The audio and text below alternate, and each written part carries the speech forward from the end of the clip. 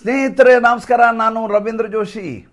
ಮತ್ತೆ ದುಬೈನ airport, United Arab ಎಮಿರೇಟ್ಸ್ನ airport ಏನು ದುಬೈದು, ಅದನ್ನು ಮತ್ತೆ ಬಂದ್ ಮಾಡಲಾಗಿದೆ. ಏಕೆಂದರೆ ಅದರ ಮೇಲೆ ದಾಳಿಯಾಗುವಂಥ ಸಂಭವಗಳು ತುಂಬ ಜಾಸ್ತಿ ಇರೋದರಿಂದಾಗಿ ಅನಗತ್ಯವಾಗಿ ಪ್ರಯಾಣಿಕರಿಗೆ ತೊಂದರೆ ಆಗಬಾರ್ದು ಅನ್ನುವಂಥ ಕಾರಣಕ್ಕೋಸ್ಕರ ಎಲ್ಲ ವಿಮಾನಗಳನ್ನು ಸ್ಥಗಿತಗೊಳಿಸಲಾಗಿದೆ. ಹೊಸ ವಿಷಯ ಏನೂ ಅಲ್ಲ. ಹೊಸ ವಿಷಯ ಏನಪ್ಪ ಅಂತಂದರೆ, ಈ ಕ್ಷಣದಲ್ಲಿ ಅತಿ ಹೆಚ್ಚು ಸುದ್ದಿಗೆ ಗ್ರಾಸ ಆಗಿರೋ ವಿಚಾರ ಏನಂತಂದರೆ, ಬೆಂಜಮಿನ್ ನೆತನ್ಯಾಹು ಬದುಕಿದಾನೋ ಇಲ್ಲೋ ಅನ್ನುವುದನ್ನು ಈ ಜಗತ್ತಿನಲ್ಲಿ ಭಾಳ ದೊಡ್ಡ ಮಟ್ಟದಲ್ಲಿ ಬಿಂಬಿಸಲಾಗ್ತಾ ಇದೆ. ಅದು ವಿಶೇಷವಾಗಿ ಭಾರತದಲ್ಲಿ ಅದು ಹೆಚ್ಚು ಚರ್ಚೆಗೆ ಗ್ರಾಸ ಆಗಿದೆ. ಒಂದು ಸುದ್ದಿಯನ್ನು 3 ದಿವಸಗಳ ಕೆಳಗೆ ಹರಿಬಿಡಲಾಯಿತು. ಏನಂತ? ಬೆಂಜಮಿನ್ ನೆತನ್ಯಾಹು ಬದುಕಿಲ್ಲ, ಇರಾನು ಆತನ ಕಚೇರಿಯ ಮೇಲೆ ದಾಳಿ ಮಾಡಿತು. ದಾಳಿಯಲ್ಲಿ ಇಸ್ರೇಲ್ನ ಪ್ರಧಾನಿಯಾದಂಥ ಬೆಂಜಮಿನ್ ನೆತನ್ಯಾಹು ಅವರು ಹತರಾಗಿದ್ದಾರೆ. ಅದಾದ ಮೇಲೆ 2 ದಿನಗಳ ಕಾಲ ಯಾವುದೇ ಬೆಂಜಮಿನ್ ನೆತನ್ಯಾಹು ಅವರ ಹೇಳಿಕೆಗಳಿರಲಿಲ್ಲ, ಅವರ ವಿಡಿಯೋಗಳನ್ನು ಬಿತ್ತರಿಸಲಾಗಲಿಲ್ಲ. ಇಸ್ರೇಲ್ನ ಒಂದು ಪಾಲಿಸಿ ಮಾಡ್ಕೊಂಡಿದ್ದಾರೆ. ಏನಂದರೆ, ಅವರ ಏನೇ ಕಾರ್ಯಾಚರಣೆ ಇದ್ದರೂ IDF ಅಂತ ಅವ್ರದ್ದೊಂದು ಚಾನಲ್ ಇದೆ, ಇಸ್ರೇಲ್ ಡಿಫೆನ್ಸ್ ಫೋರ್ಸ್ ಅಂತ. ಆ ಇಸ್ರೇಲ್ ಡಿಫೆನ್ಸ್ ಫೋರ್ಸ್ನ ಯೂಟ್ಯೂಬ್ ಚಾನಲ್ಲು, ಫೇಸ್ಬುಕ್ ಚಾನಲ್, ಎಲ್ಲ ಸೋಷಿಯಲ್ ಮೀಡಿಯಾದಲ್ಲಿ ತಾವು ನಡೆಸಿದ ಕಾರ್ಯಾಚರಣೆಯ ವಿಡಿಯೋಗಳ ತುಣುಕುಗಳನ್ನು ಹಾಕಲಾಗ್ತದೆ, ಜೊತೆಗೆ ಅಪ್ಡೇಟ್ಗಳನ್ನು ಕೊಡಲಾಗ್ತದೆ. ಅದನ್ನು ಬಿಟ್ಟರೆ ಸ್ವತಃ ಅವರ PMOನಿಂದ ಯಾವುದೇ ಸುದ್ದಿಗಳನ್ನ ಈ ರೀತಿಯಾಗಿ ಯುದ್ಧಕ್ಕೆ ಸಂಬಂಧಪಟ್ಟ ಹಾಗೆ ಬಿಡುವಂಥ ಯಾವುದೇ ಅವರ ವ್ಯವಸ್ಥೆಯನ್ನು ಅವ್ರು ಮಾಡಿಲ್ಲ. ಜೊತೆಗೆ ಅಲ್ಲಿ ಸೋಷಿಯಲ್ ಮೀಡಿಯಾದಿಂದ ಅನಗತ್ಯವಾದ ಪ್ರೊಪಗ್ಯಾಂಡ ಆಗ್ತದಂತೇಳಿ ಅದರ ಮೇಲೆ ನಿಷೇಧವನ್ನು ಹೇರಲಾಗಿದೆ. ಎಷ್ಟು ಬೇಕೋ ಅಷ್ಟಕ್ಕೆ ಮಾತ್ರ ಬಳಕೆಗೆ ಅವಕಾಶ ಮಾಡಿಕೊಡಲಾಗ್ತದೆ ವಿನ ಎಲ್ಲವನ್ನು ನೀವು ಅಲ್ಲಿ ಬಿತ್ತರಿಸಲಿಕ್ಕೆ ಆಗ್ತಾಯಿಲ್ಲ. ಸ್ವತಃ ಇಲ್ಲಿಂದ ಇಸ್ರೇಲ್ಗೆ ಹೋಗಿ ಟೆಲ್ ಅವೀವ್ನಲ್ಲಿ ಎಲ್ಲ ಕಡೆ ಉಳ್ಕೊಂಡಿರುವಂಥ ನಮ್ಮ ರಿಪೋರ್ಟರ್ಗಳು ಕೂಡ ಇವತ್ತು ಹರಸಾಹಸ ಪಡ್ತಾ ಇದ್ದಾರೆ ಸುದ್ದಿಗಳನ್ನು ಕಳಿಸಲಿಕ್ಕಾಗಿ. ಈ ಮಧ್ಯೆ ಯಾವುದೋ ಒಂದು ಪ್ರೊಪಗ್ಯಾಂಡಾ ಸೃಷ್ಟಿಯಾಗಿ ಬೆಂಜಮಿನ್ ನೆತನ್ಯಾಹು ಅವರು ಸತ್ತೋಗ್ಬಿಟ್ಟಿದ್ದಾರೆ ಅಂತ ಸುದ್ದಿ ಮಾಡಿದರೆ, ಅದಕ್ಕೆ ತಕ್ಷಣದಲ್ಲಿ ಬೆಂಜಮಿನ್ ನೆತನ್ಯಾಹು ಸ್ಪಷ್ಟೀಕರಣ ಕೊಡಬೇಕಾ? ಇದು ಯೋಚಿಸಬೇಕಾದಂಥ ಪ್ರಶ್ನೆ. ಸ್ವಾಭಾವಿಕವಾಗಿ ಗಾಸಿಪ್ಗಳಿಗೆ ಯಾವುದೇ ಪ್ರಧಾನಮಂತ್ರಿ ಆಗಲಿ, ರಾಷ್ಟ್ರಪತಿ ಆಗಲಿ, ದೇಶದ ಮುಖಂಡನಾಗಲಿ ಸ್ಪಷ್ಟೀಕರಣವನ್ನು ಕೊಡೋದಿಲ್ಲ. ಯುದ್ಧದ ಸಂದರ್ಭದಲ್ಲಿ ಈ ರೀತಿಯ ಸುದ್ದಿಗಳು, ಈ ರೀತಿ ಕಪೋಲ ಕಲ್ಪಿತ ವರದಿಗಳು ಎಲ್ಲ ಕಡೆ ಬಿತ್ತರಗೊಳ್ಳೋದು ತೀರಾ ಅಂದರೆ ತೀರಾ ಸ್ವಾಭಾವಿಕ. ಒಂದು ವೇಳೆ ಬೆಂಜಮಿನ್ ನೆತನ್ಯಾಹು ಅವರ ಸತ್ತೋಗಿದ್ರು ಅಂತಲೇ ಇಟ್ಟುಕೊಂಡಿದ್ದಾರೆ, ಹತರಾಗಿದ್ದರೆ, ಅದನ್ನು ನೀವು 4 ದಿವಸಗಳ ಕಾಲ ಮುಚ್ಚಿಡಲಿಕ್ಕೆ ಸಾಧ್ಯ ಇಲ್ಲ. ಹೇಗೆ ಅಯಾತುಲ್ಲಾ ಖೊಮ್ನಿಯೇ ಆತನ ಹತ್ಯೆಯಾದ ಸಂದರ್ಭದಲ್ಲಿ ಇರಾನ್ ರಾಷ್ಟ್ರ ಅದನ್ನು 24 ಗಂಟೆಗಳ ಕಾಲ ಮುಚ್ಚಿಡಲಿಕ್ಕೆ ಸಾಧ್ಯ ಆಗಲಿಲ್ವ ಸುದ್ದಿಯನ್ನು? ಇರಾನ್ಗೆ ಆ ಸೌಲಭ್ಯ ಇತ್ತು. ಏನಂತ? ನಮ್ಮ ಧಾರ್ಮಿಕ ನಾಯಕ, ಪರಮೋಚ್ಚ ನಾಯಕನ ಸಾವೇ ಆಗಿಲ್ಲ, ಸುಳ್ಳು ಹೇಳ್ತಾ ಇದ್ದಾರೆ ಅವರು ಅಂತ ಅವರು ಸ್ಪಷ್ಟೀಕರಣ ಕೊಡ್ಬೋದಿತ್ತು. ಆಮೇಲೆ ಪರಮೋಚ್ಚ ನಾಯಕ ಪ್ರತಿ ದಿವಸ ಹೊರಗಡೆ ಬಂದು ತಾನು ಭಾಷಣ ಮಾಡಬೇಕಾಗಿಲ್ಲ, ಹೇಳಿಕೆಗಳನ್ನು ಕೊಡಬೇಕಾಗಿಲ್ಲ. ಅಲ್ಲಿ ಪ್ರಧಾನಿ ಇದ್ದಾರೆ, ರಾಷ್ಟ್ರಪತಿ ಇದ್ದಾರೆ, ವ್ಯವಸ್ಥೆ ಇದೆ, ಕಮಾಂಡರ್ಗಳಿದ್ದಾರೆ, ಬೇರೆ ಬೇರೆ ವ್ಯವಸ್ಥೆ ಇರ್ತವೆ, ಶಿಷ್ಟಾಚಾರ ಇದೆ. ಅವ್ರು ಯಾರೋ ಸ್ಟೇಟ್ಮೆಂಟ್ ಕೊಟ್ಟರು ಸಾಕು. ಇಲ್ಲಿವರೆಗೂ ಈಗಿರುವಂಥ ಪರಮೋಚ್ಚ ನಾಯಕ ಏನದಲ್ಲ, ಯಾರು? ಮೊಜ್ತಬಾ ಅಲಿ ಖಾಮ್ನಿ ಅಂತಿದಲ್ಲ, ಆತ ಬದುಕಿದ್ದಾನೆ ಅಂತ ಇರಾನ್ ಸರ್ಕಾರ ಹೇಳ್ತಾ ಇದೆ. ಆತ ಬದುಕಿಲ್ಲ ಅಂತ ಜಾಗತಿಕ ಮಟ್ಟದಲ್ಲಿ ಇಸ್ರೇಲಿಂದ ಹಿಡಿದು ಅಮೇರಿಕ ಎಲ್ಲ ಹೇಳ್ತಾ ಇದ್ದಾವೆ. ಆತನನ್ನು ತೋರಿಸಲಿಕ್ಕೆ ಇರಾನ್ಗೆ ಸಾಧ್ಯ ಆಗಿಲ್ಲ. ಅದ್ರ ಬಗ್ಗೆ ಇನ್ನೂ ವದಂತಿಯಾಗೇ ಉಳಿದಿದೆ. ಮೊಜ್ತಬಾ ಬದುಕಿದಾನೋ ಅಥವಾ ಬದುಕಿದ್ರೂ ಕೋಮಾ ಸ್ಟೇಜಲ್ಲಿದ್ದಾನೋ, ಕೈ ಕಾಲುಗಳು 2 ಕತ್ತರಿಸಲಾಗಿದೆ, 2 ಉಳಿದಿಲ್ಲ ಅಂತ ಹೇಳಲಾಗ್ತಾ ಇದೆ, ಅಂಪ್ಯೂಟ್ ಮಾಡಿದ್ದಾರೆ ಅಂತ ಹೇಳ್ತಾರೆ. ಅದ್ರ ಬಗ್ಗೆ ಸ್ಪಷ್ಟನೆ ಇಲ್ಲ. ಅಂದರೆ ಯುದ್ಧ ಕಾಲದಲ್ಲಿ ಅವರ 2ನೇ ಪರಮೋಚ್ಚ ನಾಯಕನು ಈ ರೀತಿ ಆಗಿಬಿಟ್ಟಿದ್ದಾನೆ ಅಂದರೆ ಅದು ಇರಾನ್ನ ಘನತೆಗೆ ಚ್ಯುತಿ ಆಗತ್ತೆ ಅನ್ನುವಂಥ ಕಾರಣಕ್ಕೋಸ್ಕರ ಇದ್ರ ಬಗ್ಗೆ ಯಾವುದೇ ರೀತಿಯಾದಂಥ ಸ್ಪಷ್ಟೀಕರಣವನ್ನು ಆ ಸರ್ಕಾರ ಕೊಡ್ತಾ ಇಲ್ಲ. ಅವ್ರು ಬದುಕಿದ್ದಾರೆ ಅಂತ ಹೇಳ್ತಾ ಇದ್ದಾರೆ. ಅಲ್ಲಿ ಜನ ಪ್ರಮಾಣ ವಚನ ಸ್ವೀಕಾರ ಮಾಡುವಾಗಲೂ ಕೂಡ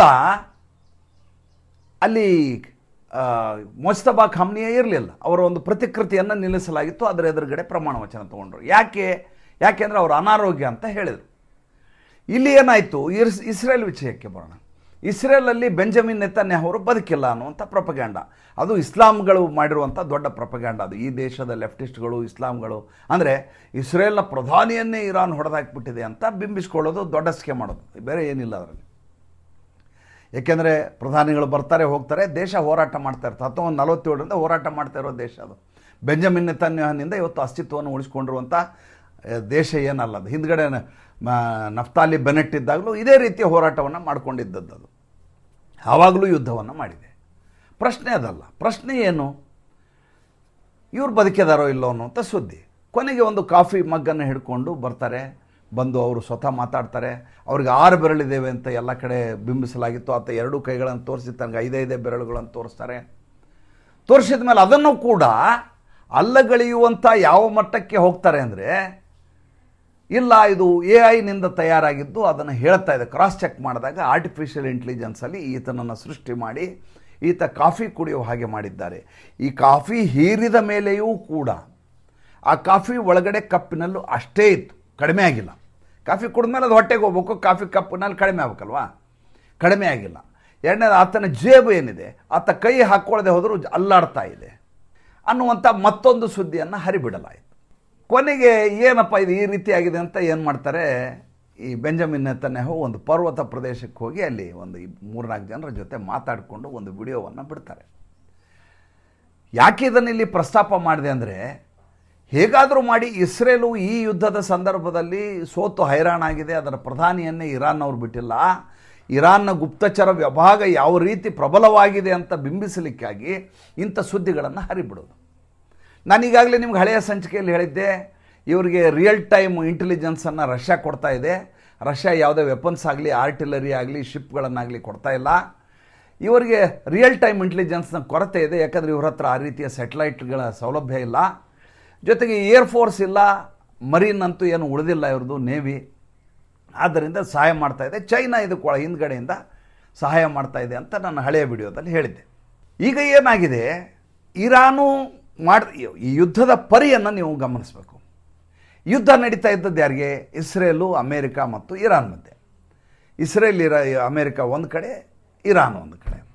ಇರಾನ್ ಅದನ್ನು ವ್ಯಾಪಿಸ್ತದೆ, ಸಾಂಕ್ರಾಮಿಕಗೊಳಿಸ್ತು ಬೇರೆ ಬೇರೆ ದೇಶಕ್ಕೆ. ವರ್ಟಿಕಲ್ ಇದ್ದಂಥ ಯುದ್ಧವನ್ನು ಹಾರಿಜಾಂಟಲ್ ಮಾಡ್ತು, ಬೇರೆ ಬೇರೆ ದೇಶಕ್ಕೆ ವ್ಯಾಪ್ತಿಯನ್ನು ಜಾಸ್ತಿ ಮಾಡ್ತಾ ಬಂದು. ಯಾಕೆಂದರೆ ಶತ್ರು ರಾಷ್ಟ್ರದ ಮೇಲೆ ಒತ್ತಡವನ್ನು ಹೇರಬೇಕು ಅನ್ನುವಂಥ ಕಾರಣಕ್ಕೆ ಒಂದು. ಎರಡನೇದು, ಯಾವ್ಯಾವ ರಾಷ್ಟ್ರಗಳು ಇವರಿಗೆ ಬೇಸ್ ಮಾಡ್ಕೊಳ್ಳಿಕ್ಕೆ ಕೊಟ್ಟಿದ್ರು ಏರ್ ಬೇಸು, ಆ ರಾಷ್ಟ್ರಗಳಿಗೆ ಚಳ್ಳೆ ಹಣ್ಣು ತಿನ್ನಿಸ್ಬೇಕು ಅನ್ನೋದು ಒಂದು. ಪ್ರಾರಂಭದಲ್ಲಿ ನಾನು ನಿಮ್ಗೆ ದುಬೈನ ಏರ್ಪೋರ್ಟ್, ಇಂಟರ್ನ್ಯಾಷನಲ್ ಏರ್ಪೋರ್ಟ್ನ, ಎಮಿರೇಟ್ಸ್ ಏರ್ಪೋರ್ಟ್ನ ಬಂದ್ ಮಾಡಿದ್ದಾರೆ ಅಂತ ಹೇಳಿದೆ. ಅದು ಅದರ ಭಾಗ ಅಷ್ಟೇ. ಹೀಗೆ ಮಾಡಿದ ಸಂದರ್ಭದಲ್ಲಿ ಇದ್ದಕ್ಕಿದ್ದಾಗೆ ಅಲ್ಲಿ ಕಾರ್ಗ್ ಐಲ್ಯಾಂಡಿನಿಂದ ಆ ಐಲ್ಯಾಂಡ್ ಮೇಲೆ ದಾಳಿಯನ್ನು ಮಾಡುತ್ತೆ ಅಮೇರಿಕ. ದಾಳಿ ಮಾಡಿ ಮುನ್ಸೂಚನೆಯನ್ನು ಕೊಡುತ್ತೆ. ಏನಂತ ಮುನ್ಸೂಚನೆ ಕೊಡುತ್ತೆ? ನೋಡು, ನಾನು ಕೇವಲ ನಿನ್ನ ಮಿಲಿಟ್ರಿ ನೆಲೆಗಳೇನಿದೆ ಅದನ್ನು ಮಾತ್ರ ಹೊಡೆದು ಉರುಳಿಸಿದ್ದೀನಿ. ಮಿಲಿಟ್ರಿ ನೆಲೆ ಹೊಡೆದು ಉರುಳಿಸಿದವ್ರಿಗೆ ನಿಮ್ಮ ಇಂಧನದ ಸಂಗ್ರಹಾಗಾರ ಏನಿದೆ ಅದನ್ನು ಹೊಡೆಯೋದು ಯಾವ್ದು ದೊಡ್ಡ ವಿಷಯ ಅಲ್ಲ. ಟಾರ್ಗೆಟ್ ಮಾಡಿ ನಿಮ್ಮ ಮಿಲಿಟ್ರಿ ನೆಲೆನೇ ಹೊಡೆದಿದ್ದೀನಿ ನಾನು ಕಾರ್ಗ್ ಐಲ್ಯಾಂಡಲ್ಲಿ. ನಿನ್ನ ತೈಲಾಗಾರಕ್ಕೆ ಹೊಡೆಯೋದು ಯಾವ್ದು ದೊಡ್ಡ ವಿಷಯ? ಹೊಡೆದ್ರೆ ಇಡೀ ಜಗತ್ತಿನಲ್ಲಿ ಅಭಾವ ಉಂಟಾಗತ್ತೆ. ವಿಶೇಷವಾಗಿ 80% ಚೈನಾಗೆ ಹೋಗಬೇಕಾದಂಥ ತೈಲ ಕಳಿಸೋದೇ ನಿಂತು ಹೋಗ್ಬಿಡುತ್ತೆ. ಜಗತ್ತಿನ ಉಳಿದ ಭಾಗಗಳಿಗೆ ನೀನು ಕಳಿಸುವಂಥ ತೈಲಗಳು ಕಳಿಸ್ಲಿಕ್ಕೆ ಸಾಧ್ಯ ಆಗೋದು. ಅದ್ರ ಮೇಲೆ ನಿಷೇಧ ಇದೆ, ಎಲ್ಲೂ ಕಳಿಸ್ತಾ ಇಲ್ಲ ಹೆಚ್ಚಿನ ರಾಷ್ಟ್ರಕ್ಕೆ. ಅದು ಚೈನಾ ಮಾತ್ರ ತರಿಸ್ಕೋತಾ ಇರೋದು. ಇದು ಒಂದು ದೊಡ್ಡ ಏನು ಕ್ಯಾಟಸ್ಟ್ರೋಫಿಕ್ ಕಾರಣ ಆಗತ್ತೆ ಇದು. ಆಮೇಲೆ ಇದೊಂದು ಏನಾಗುತ್ತೆ, ಪ್ರೆಸಿಡೆನ್ಸಿ ಆಗ್ಬಿಡುತ್ತೆ. ಅಂದರೆ ಅಮೇರಿಕ ಒಂದು ಸಲ ತೈಲಾಗಾರಕ್ಕೆ ಹೊಡೆದ್ಮೇಲೆ ಅದು ಇನ್ನೊಂದು ತೈಲಾಗಾರಕ್ಕೆ ಅದು ಹೊಡೆಯುತ್ತೆ. ಅಬುಧಾಬಿನಲ್ಲಿರೋದೋ, ದುಬೈನಲ್ಲಿರೋದೋ, ಕತಾರ್ನಲ್ಲಿರೋದೋ ಅದ್ರ ಮೇಲೆ ದಾಳಿ ಮಾಡುತ್ತೆ. ಇದರಿಂದ ಜಗತ್ತಿನಲ್ಲಿ ಅಭಾವ ಸೃಷ್ಟಿಯಾಗತ್ತೆ ಅನ್ನುವಂಥ ಕಾರಣಕ್ಕೋಸ್ಕರ ಮುಂಜಾಗರೂಕತೆಯಾಗಿ ಅದು ಮಾಡಲಿಲ್ಲ. ಇರಾನ್ ಏನು ಮಾಡಿತು, ಇದನ್ನು ಇಟ್ಟುಕೊಂಡು ತನ್ನ ದಾಳಿಯನ್ನು ಇನ್ನಷ್ಟು ತೀವ್ರಗೊಳಿಸಿ ಮತ್ತೆ ಸೌದಿ ಅರೇಬಿಯಾದ ಬಂದರ್ ಮೇಲೆ ದಾಳಿ ಮಾಡುತ್ತೆ, ಕತಾರ್ನ ಬಂದರ್ ಮೇಲೆ ದಾಳಿ ಮಾಡುತ್ತೆ, ದುಬೈನ ಫುಜಿರಾ ಮೇಲೆ ದಾಳಿ ಮಾಡುತ್ತೆ, ಎಲ್ಲ ಕಡೆ ದಾಳಿ ಮಾಡಲಿಕ್ಕೆ ಶುರು ಮಾಡುತ್ತೆ. ಈ ಮಧ್ಯೆ ಬೆಳವಣಿಗೆ ಏನು? ಬೆಳಗ್ಗೆ ಏನಪ್ಪ ಅಂತಂದರೆ ಚೈನಾಗೆ ಹೋಗಬೇಕಾಗಿತ್ತು ಡೊನಾಲ್ಡ್ ಟ್ರಂಪ್ ಅವರು. ನೋಡಿ, ಶತ್ರು ರಾಷ್ಟ್ರಗಳು ಅಮೇರಿಕ, ಚೈನಾದ ಮೇಲೆ ಟ್ಯಾರಿಫನ್ನು ಯಾವ ರೀತಿ ಹೇರಲಿಕ್ಕೆ ಹೆದರಿಸಿದ್ರು ಅಂದರೆ ಡೊನಾಲ್ಡ್ ಟ್ರಂಪ್ ಅವರು ನೀವು ನಿರೀಕ್ಷೆನೇ ಮಾಡೋಕ್ಕಲ್ಲ, ಆ ರೀತಿ ಮಾಡಿದರು. ಚೈನಾ ಕೇರ್ ಅನ್ನಲಿಲ್ಲ. ಈಗ ಈ ಯಾವುದು ಸ್ಟ್ರೇಟ್ ಆಫ್ ಹಾರ್ಮೋಸ್ ಇದೆಯಲ್ಲ, ಅಲ್ಲಿ ಎಲ್ಲ ಹಡಗುಗಳು ನಿರಾತಂಕವಾಗಿ ಹರಿದಾಡಲಿಕ್ಕೆ ವ್ಯವಸ್ಥೆ ಮಾಡಿಕೊಡ್ಲಿಕ್ಕೆ ಉಳಿದ ರಾಷ್ಟ್ರಗಳು ನನಗೆ ಸಹಾಯ ಮಾಡಿ ಅಂತ ಅಮೇರಿಕ ಕೇಳ್ತಾ ಇದೆ. ಅಮೇರಿಕ ತನ್ನ ನ್ಯಾಟೋ ದೇಶಗಳಿಗೆ ಕೇಳಿದ್ರೆ ಅದ್ರ ಬಗ್ಗೆ ನಮ್ದು ಯಾವ ಅಭ್ಯಂತರ ಇಲ್ಲ. ಆದರೆ ಚೈನಾವನ್ನು ಕೇಳಿದೆ, ಏನಂತ? ಚೈನಾ ನೀನು ನನಗೆ ಸಹಾಯ ಮಾಡು, ಹಾರ್ಮೋಸ್ ಜಲಸಂಧಿಯಲ್ಲಿ ಬರುವಂಥ ಎಲ್ಲ ಜಾಗತಿಕ ಹಡಗುಗಳು ಯಾವ್ಯಾವ ಹೋಗ್ತಾವೋ ಅದಕ್ಕೆ ಯಾವುದೇ ನಿರಾತಂಕವಾಗಿ ಹರಿದು ಹೋಗಲಿಕ್ಕೆ ನಾವು ಅದಕ್ಕೆ ಭದ್ರತೆಯನ್ನು ಕೊಡೋಣ, ಅಗತ್ಯ ಬಿದ್ದರೆ ದಾಳಿಯನ್ನು ಮಾಡೋಣ. ಚೈನಾ ನಿರಾಕರಣೆ ಮಾಡಿತು. ಚೈನಾ ನಿರಾಕರಣೆ ಮಾಡಿದ ತಕ್ಷಣ ಡೊನಾಲ್ಡ್ ಟ್ರಂಪ್ ಅವರ ಅಧಿಕಾರಿಗಳು ಹೇಳ್ತಾರೆ, ಹಾಗಾದರೆ ಚೈನಾ ಹಾಗೂ ಅಮೇರಿಕಾದ ಮಾತುಕತೆಯನ್ನು ಮುಂದೂಡ್ತೀವಿ ನಾವು. ಈಗ ಟ್ರೇಡ್ ಡೀಲಿಗೆ ಹೋಗ್ತದೆ. ಉಭಯ ರಾಷ್ಟ್ರಗಳ ಮಧ್ಯೆ ಶೃಂಗ ಇತ್ತು, ಈ ತಿಂಗಳ ಕೊನೆಯಲ್ಲಿತ್ತು. ಅದಕ್ಕೆ ಕಾರಣ ಏನು ಕೊಡ್ತಾ ಇದ್ದಾರೆ? ಯುದ್ಧ ಇದೆ, ಯುದ್ಧದ ಕಾರಣಕ್ಕೋಸ್ಕರ ಅವ್ರು ಬರಲಿಕ್ಕೆ ಆಗ್ತಾ ಇಲ್ಲ, ಇಲ್ಲದೆ ಹೋದರೆ ಅವ್ರು ಬರ್ತಾ ಇದ್ರು. ಅಂದರೆ ಧಮಕಿ ಕೊಡೋದು, ಬ್ಲ್ಯಾಕ್ ಮೇಲ್ ಮಾಡೋದು. ಈ ಇತರ ರಾಷ್ಟ್ರಗಳಿಗೂ ಅದನ್ನೇ ಮಾಡಿದ್ದೀಗ. ಡೊನಾಲ್ಡ್ ಟ್ರಂಪು ರಿಕ್ವೆಸ್ಟ್ ಮಾಡ್ತಾ ಇಲ್ಲ, ಮನವಿ ಮಾಡ್ತಾ ಇಲ್ಲ, ನೀವೆಲ್ಲ ಸೇರ್ಕೊಳ್ಳಿ, ನಾವು ಮಾಡೋಣ, ಮಾಡಿ ಹೆಂಗಾರ ಮಾಡಿ ಚಳ್ಳೆ ಹಣ್ಣು ತಿನ್ನಿಸಿ ಈ ಯುದ್ಧವನ್ನು ಮುಗಿಸೋಣ. ಅಲ್ಲ, ನೀವು ಬರಬೇಕಷ್ಟೇ. ನೀವು ಬರದೇ ಹೋದರೆ ಮುಂದೆ ಪರಿಣಾಮವನ್ನು ಎದುರಿಸಬೇಕು ಅನ್ನುವ ರೀತಿಯಲ್ಲಿ ಒತ್ತಡವನ್ನು ಹಾಕ್ತಾ ಇದ್ದಾರೆ ಡೊನಾಲ್ಡ್ ಟ್ರಂಪ್. ಇವರು ಹಾಕಿದ ಒತ್ತಡವನ್ನು ಸ್ವತಃ ಜಪಾನ್ ಕೂಡ ಒಪ್ಕೋತಾ ಇಲ್ಲ. ಬೇರೆದವ್ರು ಬಿಟ್ಬಿಡಿ. ಜಪಾನು ತನ್ನಲ್ಲಿ ಅಕ್ಕಿಯನ್ನು, ಭತ್ತವನ್ನು ಬೆಳೆದರೂ ಕೂಡ ಅಮೇರಿಕದಿಂದ ಆಮದು ಮಾಡ್ಕೊಳ್ಳಿಕ್ಕೆ ಒಪ್ಕೊಳ್ತೀವಿ ಟ್ರೇಡ್ ಡೀಲಲ್ಲಿ. ಯಾಕೆ ಅಂದರೆ ಅಮೇರಿಕದ ಜೊತೆ ಸಂಬಂಧ ಸರಿ ಇರಲಿ ಅಂತ. ಈಗ ಜಪಾನೇ ಹೇಳ್ತಾ ಇದೆ, ನಾವು ನಿಮ್ಮ ಜೊತೆ ಕೈ ಜೋಡಿಸೋದಿಲ್ಲ ಅಂತ. ಅಂದರೆ ಹೋರಾಟ ಮಾಡುವುದು ನಾನು ಮಾಡಿದ ಉಪದ್ವ್ಯಾಪಗಳಿಗೆ ನೀವು ಸಹಾಯ ಮಾಡಬೇಕು ಅಂತ ಡೊನಾಲ್ಡ್ ಟ್ರಂಪ್ ನಿರೀಕ್ಷೆ ಮಾಡ್ತಾರೆ. ಉಳಿದ ರಾಷ್ಟ್ರಗಳು ಹೇಳ್ತಾವೆ, ನಾವು ಈಗಾಗಲೇ ಯುದ್ಧದಿಂದ ಬೇಕಾದಷ್ಟು ಹೈರಾಣಾಗಿಬಿಟ್ಟಿದ್ದೀವಿ. ಉಕ್ರೇನ್ ಯುದ್ಧದ ಸಂದರ್ಭದಲ್ಲಿ ಮತ್ತೆ ಎಳೆದು ತಂದು ನಮ್ಮನ್ನು ಕ್ಷಾಮಕ್ಕೆ ಈಡು ಮಾಡಬೇಡಿ, ಯುದ್ಧದ ಭೀಕರತೆಗೆ ನಮ್ಮನ್ನು ಪಾಲು ಮಾಡಬೇಡಿ, ನಮ್ಮನ್ನು ಹವಿಸ್ಸನ್ನಾಗಿ ಮಾಡಬೇಡಿ, ನಾವು ಅದ್ರ ಜೊತೆ ಸೇರಕ್ಕೆ ತಯಾರಿಲ್ಲ ಅಂತ. ಇವತ್ತು ಬೆಳಗ್ಗೆ ಡೊನಾಲ್ಡ್ ಟ್ರಂಪ್ ಮತ್ತೊಂದು ಪತ್ರಿಕಾಗೋಷ್ಠಿಯನ್ನು ಮಾಡಿದರು. ಅಲ್ಲಿಯ ಸಮಯಕ್ಕೆ ಬಹುಶಃ ರಾತ್ರಿ ಇರ್ತದೆ. ಅಲ್ಲಿ ಹೇಳ್ತಾರೆ, ಅವರು ಈ ಯುದ್ಧವನ್ನು ಈ ವಾರದಲ್ಲಿ ನಿಲ್ಲಿಸಬೇಕಾದ ಅನಿವಾರ್ಯತೆ ಇದೆ, ಇನ್ನು ಹೆಚ್ಚು ಕಾಲ ಇದನ್ನು ಎಳೆಯೋಕ್ಕಾಗೋದಿಲ್ಲ, ಎಲ್ಲ ಸಮಸ್ಯೆಗೆ ಪರಿಹಾರ ಆಗತ್ತೆ.